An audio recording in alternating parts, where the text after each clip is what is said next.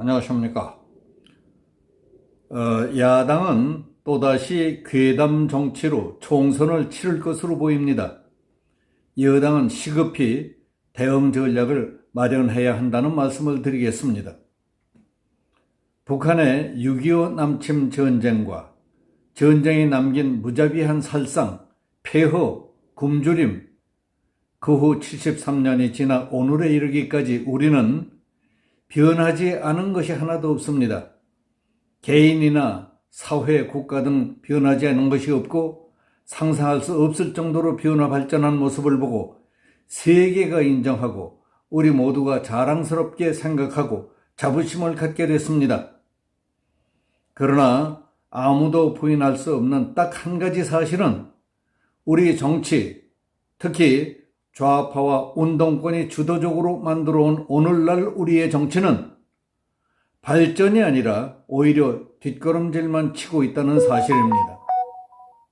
제대로 알지도 못하면서 남의 얘기는 들을 생각도 않고 상대방을 흠잡아 공격하고 망신 주고 협박하며 찍어 누를 생각만 하는 것들을 보면 저 사람들은 부모 형제도 없이 막 자라났나 하고 의심스러울 때가 많습니다. 국회의원이라는 사람이, 그것도 당 지도급이라는 여성 의원이 대종연설에서 대통령을 말 안 듣는 모습이라면서 이런 작자에게 대통령 자격이 있느냐며 소리소리 지르는 모습을 보며 도대체 저런 작자는 국회의원 자격이 있는 거냐 하고 비난하는 댓글들이 쏟아져 넘쳤습니다. 후쿠시마 원전 오염수 관련 대정부 질문에서는 민주당 의원이 한동수 국무총리에게 안전이 검증되면 오염수를 직접 마시겠느냐 하고 듣는 사람이 민망할 정도로 다그치지를 않나. 어쩔 수 없이 총리가 세계보건기구의 음용 기준에 맞으면 마실 수 있다고 하자. 그러면 공수해 오겠다 하는 국회의원이 없나. 직계가족과 함께 드시라는 발언까지 나오질 않나. 이게 국회에서 하는 대정부 질문의 수준이라니 부끄럽지 않습니까? 안전하면 너나 마셔라 하는 초등학생들 말싸움 수준도 안 되는 국정질문을 보며 저런 수준은 사람들이 무슨 국회의원이냐 하고 경멸하거나 욕하는 사람들 많았을 겁니다. 누가 우리 정치를 그 지경으로 만들었으며 국회의원을 믿을 수 없고 상종 못할 인간들처럼 만들었습니까? 당신들 스스로의 언어, 행동, 처신과 정치의식이 당신들을 쓰레기처럼 만들지 않았습니까? 누구를 탓할 것도 화낼 것도 없습니다. 심각한 것은 선거에 대한 중요성은 알면서도 일단 연줄이 닿는 사람이라면 후보자가 사기꾼이든 반국가 사범이든 전과 몇 범이든 깡패든 건달이든 상관치 않는 유권자들의 정치의식과 무감각도 큰 문제입니다. 아는 사람, 친한 사람, 내게 이로울 것 같은 사람, 돈 준 사람 등에 대해서는 주위에 홍보도 해주고 무조건 찍어주는 무모함이 우리 정치를 병들게 하고 정치 발전을 저해하고 있습니다.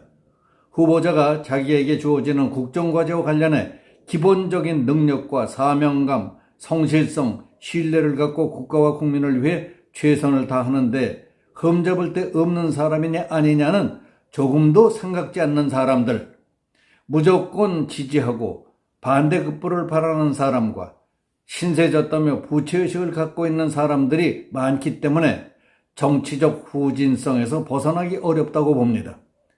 선출된 공직자로서 공공을 위해 공명정대하게 일만 잘하면 된다는 것이 아니라 반대급부를 당연한 의리라고 믿고 친소관계를 따지는 풍토에서는 정치판과 선거 풍토의 정화는 쉽지 않을 겁니다. 공공미숙이라고 할 수 있는 그런 의식에 젖어 있는 사람들이 많다는 것은 자유, 민주, 자치 능력이 떨어지는 사회라고 볼 수 있습니다. 어느덧 이 나라 정치판, 특히 선거에서는 조직과 돈뿐만 아니라 허위, 날조, 중상, 모력이 빠질 수 없는 요소가 되어버렸습니다. 국가와 국민을 위해 선의의 경쟁을 해야 할 정치판이 수단 방법을 가릴 것 없이 나라야 망하든 말든 상대방을 죽여야 내가 살 수 있다는 사생 결단의 격투장이 됐습니다.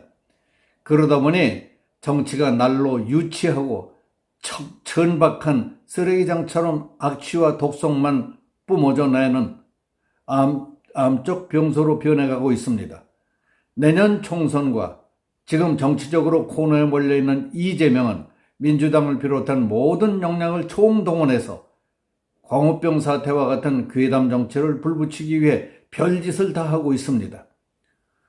광우병 사태 후에도 천안함 폭침, 사드 전자파 등을 놓고 어김없이 등장했던 괴담성 선동선전이 이번에는 후쿠시마 오염수 문제를 통해 분출하기 시작했다고 조선일보가 보도했습니다. 이재명은 이제 오염수가 아니라 핵폐수로 부르겠다며 과학자를 향해서는 돌팔이라고 했습니다. 그리고 내비게이션 댓글 열심히 달고 카카오톡 메시지 한 개라도 더 보내달라고 호소했습니다.